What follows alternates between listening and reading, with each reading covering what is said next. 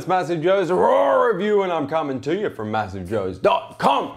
Awesome RAW review for the viewers at home today. Particularly awesome for the pussycats at home today. It's on an all-new protein bar from our good friends at MAXS/Maxines. It is, of course. Let's try that way.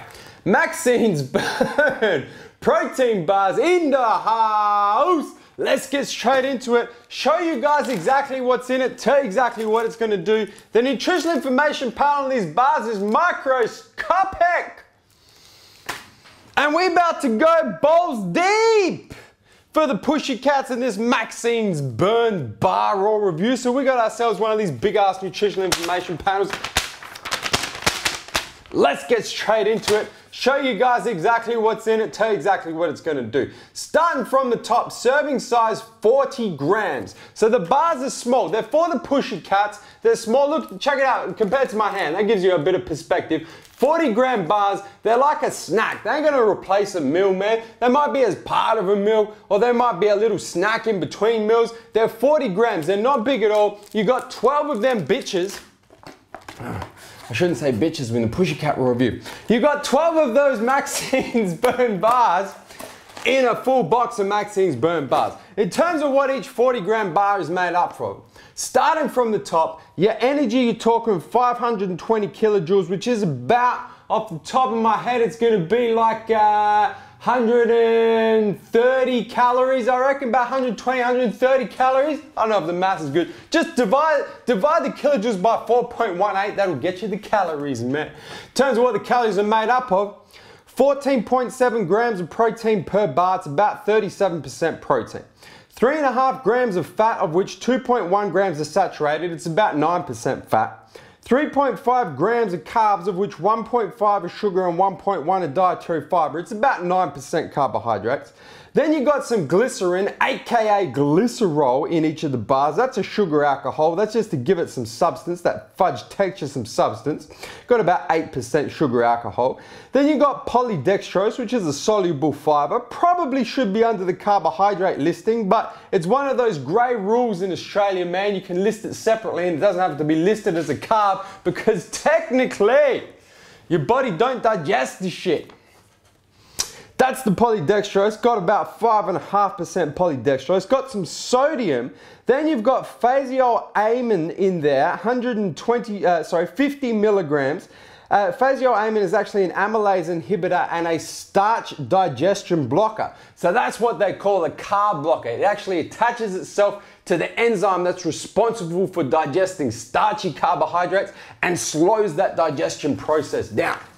Moving right along, you got hydroxycitric acid, aka HCA, 50 milligrams per bar. That is a citrate lyase inhibitor and stops the conversion of glucose to fat. So that binds itself to the enzyme that is responsible for converting glucose into triglycerides, excess carbohydrates, into fats, and stops that process. So that's what we call, HCA is what we call a fat blocker. Getting all kinds of information in this raw review, pussycats. The only issue with those two, with the phaseolamine and the HCA, is that they are pretty severely underdosed per bar. You need about 500 milligrams of phaseolamine and about 500 milligrams of hydroxycitric acid to get some decent results. There's only 50 milligrams per bar, so you'd have to eat 10 of them damn bars to get a clinical dose of those two, of the carb blocker and the fat blocker.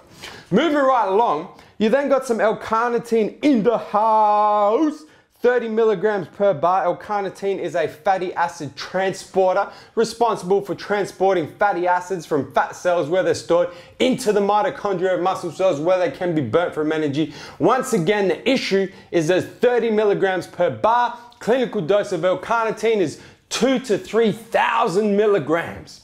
So you'd have to eat damn near 100 of the Maxines burn bars to get the clinical dose of L-carnitine, but it's in there nonetheless. And then if we break down the ingredients real quick for you viewers at home down the bottom, the protein is made up of the Maxines protein blend, whey protein isolate, soy protein isolate, whey protein concentrate, and calcium caseinate protein. Then you've got your artificial colors, artificial flavors, and that's what's in it. In terms of how it tastes, it comes in 5 flavors. The flavors are, actually, I'll tell you how the flavors taste. Let me tell you what the flavors are. Comes in the double choc fudge, comes in the berry delight, comes in the choc mint fudge, comes in that there cookies and cream, comes in my personal favorite, the choc caramel crunch. In terms of how they taste, I gotta say MAXS have done a spectacular job with the flavoring of these protein bars, man. They are delicious. They're really good. If I had to rank the flavors, the choc caramel crunch, in my personal opinion, is the best. Probably after that, I would go the double choc, is delicious. Then the cookies and cream after that. Then the other 2 flavors I'm not 100% keen on. But the flavors across the board are pretty damn good, especially for a lean protein bar. Something that doesn't have a stupid amount of carbs, a stupid amount of fats, a stupid amount of sugars in it. The taste is really good. In terms of the texture of the bars, they are a fudge-based texture. They are a fudge-based bar, so they are quite chewy. The caramel crunch obviously has crunchy bits in it. That's why it's called choc caramel crunch. But the texture of the bars primarily is chewy. In terms of the effects, don't get it twisted. Some of the marketing towards the Maxines protein bars would lead you to believe that you're going to eat these bars and you're going to get lean, you're going to lose weight. It doesn't work like that. The bars are a good alternative, a good, reasonably healthy snack, a good alternative to snacking on something like a chocolate bar or snacking on something like a packet of chips. A good kind of treat, a good alternative treat to have in between meals, provided you're following a good workout regime, pushy cats, and a good diet, and you're using these Maxine bars as a treat every now and again, or to keep you, to satisfy that sweet tooth with a reasonably healthy treat that's lower in fats and lower in carbs than something like a chocolate bar or a packet of lollies or just any kind of junk food that you may eat, then yes, they will play a part in helping you reach your weight loss goals, in helping you reach your health and fitness goals. You're not gonna, don't get it twisted, you're not gonna eat a Maxine's burn bar and get shredded and look like Maxine with the abs on the front of the label of the bars. It doesn't work like that. In terms of the fat blocker, the carb blocker, and the fat metabolizer that are in this product, they're in there. They are underdosed. If you were serious about using those specific ingredients to help you reach your health and fitness goals, I wouldn't be relying on getting them from these particular bars.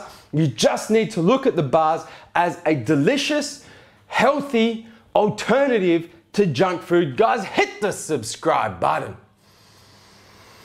Subscribe to our YouTube channel, man. Stay up to date with all the latest editions of MassiveJoes RAW Review. And guys, that is MassiveJoes RAW Review on the all-new Maxines Burn Protein Bars in the house. And I'm coming to you from MassiveJoes.com.